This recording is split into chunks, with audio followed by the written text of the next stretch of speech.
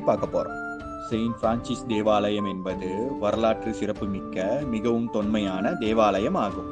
இந்தியாவில் போர்த்துகீசியர்களால் கட்டப்பட்ட முதல் தேவாலயமாக இது கருதப்படுகிறது.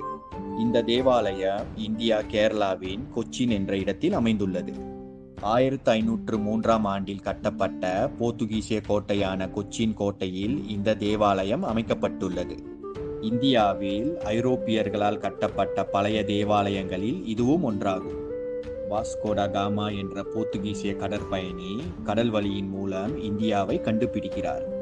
இவரின் கப்பல்கள் 1498ஆம் ஆண்டில் கேரளாவின் கோழிக்கோடு என்ற இடத்தில் கரை இறங்குகிறது.